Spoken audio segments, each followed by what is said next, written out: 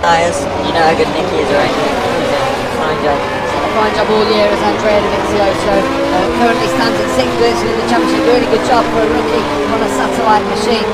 On board with him now, we go down through the course, we can get some sort of feeling of going through there. I'll tell you what, even when you walk around the track, you don't even want to walk over the edge of it. It's like a cliff face going down over the course. So you said about it over the years, but it is a fabulous corner. Yeah, the camera never does it absolute justice either. It is actually so steep. Really gets tight as they come through there. It's going to have good drive, isn't he? Coming out of that corner now. At the front, Rossi still leads from Casey Stoner. Stoner was getting quicker on that lap, but can't seem to find a way through at the moment. He's setting a difficult place to get past. Really is tight this time, isn't he? Through turn 3 they go. Not this time. Into turn 4. This is heading up now. Rossi make a couple of moves to this next left-hander. Come quite strong through there. Nothing from Stoner this time, but he's scoping things out at the moment. We have expected Stoner to run away with this one. Valentino Rossi said yesterday in the press conference, what plan have you got to beat Stoner? He actually said 2 things. To me he said 30-second start is what we need to beat him, or a gun, basically. We need to shoot him to get in front of him. He's probably surprised himself. Well, he's still leading. He's got 7 laps gone now. He's definitely not surrendering. You can expect anything though from Valentino Rossi. Never taking out. I think that's why most riders feel quite comfortable with 6/10 of second start because they have that high start, but the gap that they have in every practice session. In case he just keeps working, trying to get a little bit more on himself. But when Rossi makes big improvements like this. So Rossi leading for Casey. Stoner gets very tight once more. Take very different lines only through turn 1 there. This for me is where Casey looks pretty menacing on the inside of 3. If he can get the drive out of 2 then he'll be pretty menacing now. 23.5 laps remaining in the US Grand Prix here at Laguna Seca. Rossi leads from Stoner, then it's Vermeulen up into 30. He is past Nicky Hayden now, but he's 8.3 seconds down on this front 2. They're really setting a blistering pace out front. It's almost what we expected, but still, it's great to watch it happen. In 4th position, Nicky Hayden, then it's Dovizioso, Toven, so a clutch of Michelin riders there with Randy DePuni also. Then back to the Bridgestone of Shinji Nakano in 8th, Marco Melandri 9th, Loris Capirossi in 10th, Elias 11th, Spies in 12th spot, then Colin Edwards down in 13th. It's not what we expect from him at Laguna, but we've talked about the tyres, we know the issues. Jamie Hankin just behind him, riding of course a replacement for John Hopkins here this weekend, and in fact John Hopkins joins us now. Great to see you here this weekend, John. First of all, what about this battle that's going on at the front between Rossi and Stoner? Awesome stuff to watch. Yeah, right now it's just unbelievable. Things like that from Casey, but no, it's been tremendous. I mean, Rossi's just screwing up his rhythm right now because Rossi does thinks he has a faster pace, but no, it's turning out to be a great race. What about riding at Laguna Seca? It must be such a disappointment to miss out. It's a fabulous event, isn't it?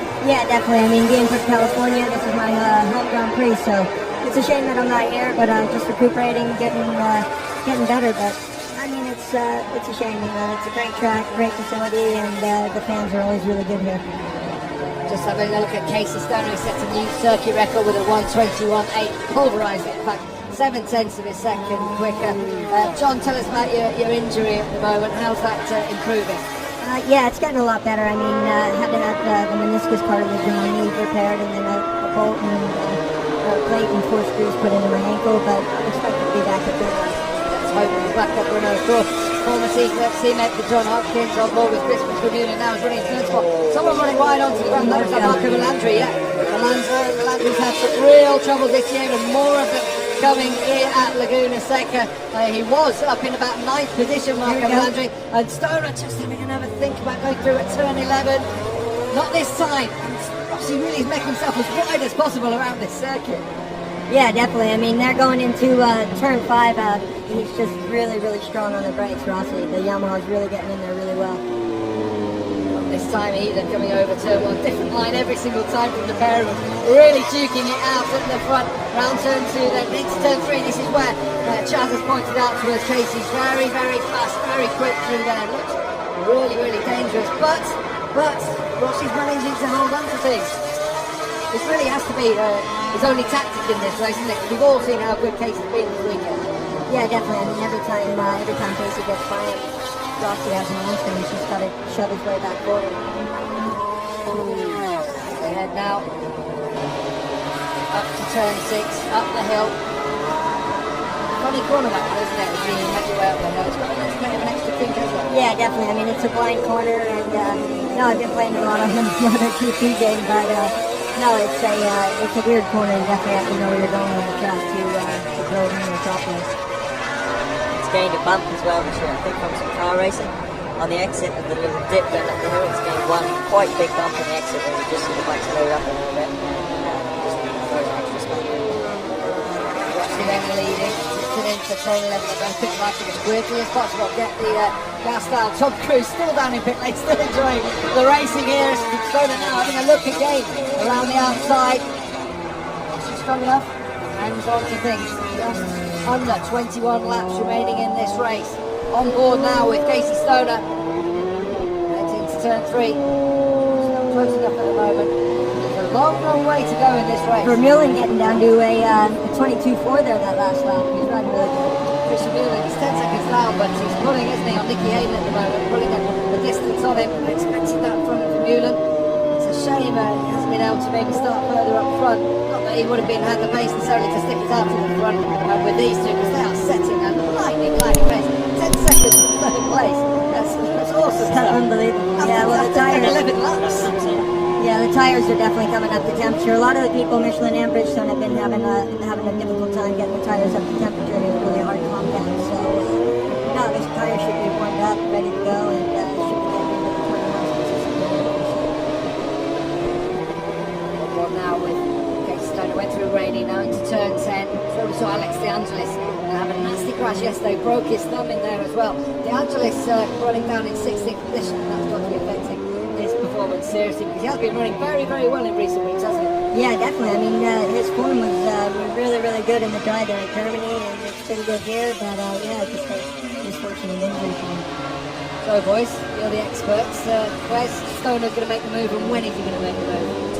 Well, for me, he's either going to do it here in turn three, but it means he's got to get absolutely perfect drive, got to be very, very close to turn two and get perfect drive out of there, or it's just going to be on going up the hill or going to start and finish straight. I don't know, I think I could see him coming out, getting a really good drive coming out of the last turn, coming up over turn one, and I think he wants to just kind of get past him in turn one down the front straightaway and try and pull a gap on him before Rossi can cover up the inside of him going into the drive.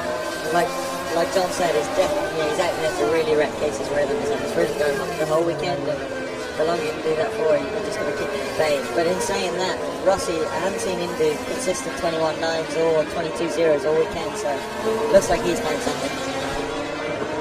Watching down the order, Nicky Hayden and Andrea Vizioso battling out fourth place. Hayden, of course, the best look on the podium. He won here in 2005 and 2006. To be up there. Not been on there all season. Just looking a bit further down the order. Tozen in 7th. Nakano tucked right in behind him in 8th. It looks like Shinji can't find a way past Tozen at the moment. No, I mean, Shinya's been riding some really good lap times, so here we go, down the front straightaway. Casey Stoner around the outside at turn 1. He's right on his shoulders. Can he pull enough back up before we get to turn 5? He's run it deep, hasn't he? Run it far too wide in there. And Stoner now is going to have to do that work all over again. Rossi back in front. Sigh of relief from the Yamaha garage. But we saw the plan there, didn't we, from Casey Stoner? He's got to get back in the groove. Fight his way back towards Valentino Rossi. You could see he's pushing it a little bit too hard in there. Couldn't bring it quite across. Yeah, it looks a little bit slick out there. So yeah, he's lost a good chunk of time, but he should be able to make that up, no problem. So the gap opens up to 0.9 of a second between Rossi and Stoner. Can Stoner fight back? Not even at halfway points in this race. It's such a short lap here. As we said, 3.6 kilometres, 2.243 miles. As you see, the gap was at nothing. In fact, Stoner was leading. Now it's at 0.9. They go down through the corkscrew and into Rainy. That's staying pretty much the same, but I'm sure in the next couple we'll really see if anything's changed. It'll be interesting to see what Rossi's lap time here, because we knew that Casey made a big mistake and was just trying to ride and kind of just break Casey's confidence. That's always what he was doing. He's a master tactician, isn't he, Valentino Rossi? We've seen him do it over the years, how he plays, tries and plays with the other riders, like Max Biaggi, like Sete Giovinazzi in the past. He puts as much pressure on from any way he can. With other riders, he sort of did it from behind them. With Daytona, he's taken a different tactic, hasn't he, here? Go out in front of him, and as you say, upset his rhythm. Definitely. So the gap was because the start-finish line was down to 0.6, so clearly Stoner's not going to be dropped by Valentino. I think we'd all be surprised if that were to happen. In turns 3 and 4, Stoner makes it a little bit tighter. It's turn 5 one more time. Valentino Rossi. Really comfortable, isn't it? Yeah, really smooth. I mean, these guys definitely don't look like they're riding the pace that they are. It's really in line with where they are. Even Casey's like really smooth. Just a look further down the order at some of the other riders. Ben Spies and Jamie Hacking have made it through the order. Spies, of course, riding as a wild card. He's on pole for the MX Superbike race, which is taking place later in the day. Jamie Hacking, of course, riding a good replacement job, but it's not doing too bad. He takes too much too good. Yeah, it's good. He had a little bit difficult time with the qualifying tires yesterday, but no, his race pace is really good. And he's just getting better and better every day. And he's right on the back of Ben as well, so I'm sure that'll please him. They're good friends, aren't they, those two? And there's been a lot of talk about the little tete-a-tete between the two of them. Yeah, I was in Ben's motorhome just before the race, and me and Hacking were in there talking about it. But no, Casey Stoner set the fastest lap of the day. 121.488 from Casey Stoner. Well, if we had any doubts about the sort of pace that he can set, he's just shown us there. But like you said earlier, chap, we haven't seen Rossi run 121 on race tyres before this race, have we? No, this is the first time that we've seen him consistently in the high 21s. He's always been hovering around 22.3, 22.6, that kind of area. But also the last time was probably a bit of an example of what Casey can do when he's got a clear track. He's got the blue bike in front of him, but it's just getting by, and that's the hardest thing around here. Certainly, I think the best race we've seen this year in MotoGP so far. Really the top two in the championship now, with Dani Pedrosa out of this race here. If you haven't heard, Dani Pedrosa, who broke both his hand, his left hand at the Saxon circuit, where he had a nasty crash. He was leading that race. He decided on Saturday morning that just conditions weren't right for him to race. He was saying he didn't have the right tyres and he wasn't 100%. This isn't the place to be racing, is it, John? As you'll know yourself with your injuries. Yeah, definitely. This is a physical circuit. You never have any time to rest, and with a hand and a foot injury, that definitely make it difficult to get around here for sure. You can see from the GPS just the distance between Stoner in second position and Hayden, who's in fourth position at the moment. The gap between them 17 seconds. We're just at halfway through the race. You can see the pace that those two big guys in the front running. It's absolutely amazing. Yeah, it's unbelievable. Vermeulen's stepping out a little bit, getting a little bit of a gap there.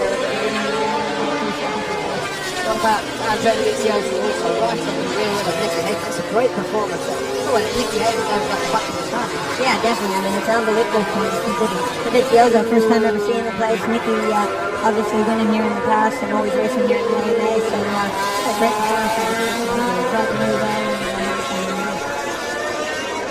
So the gap at the front, 0.1 of a second between Rossi and Stone. It's very, very tight up there. Meanwhile, this is the battle for fourth spot between Nicky Hayden, number 69. Kentucky rider. Oh, it just steps out of line, doesn't it, on board with Hayden there. Dovizioso stays in tight behind him. Thank goodness we've got some sunshine. You can see the fog in the background. I'm sure that fog's hanging over Monterey at the moment, but luckily we get the sunshine just a bit inland here. Yeah, definitely. It's definitely beautiful riding but no, the clouds lifted just in time for the race. Nasty here this morning. Fog hanging all about the circuit. It was almost wet, wasn't it? We talk about there's been a wet race at a wet session at every single Grand Prix apart from Kentucky.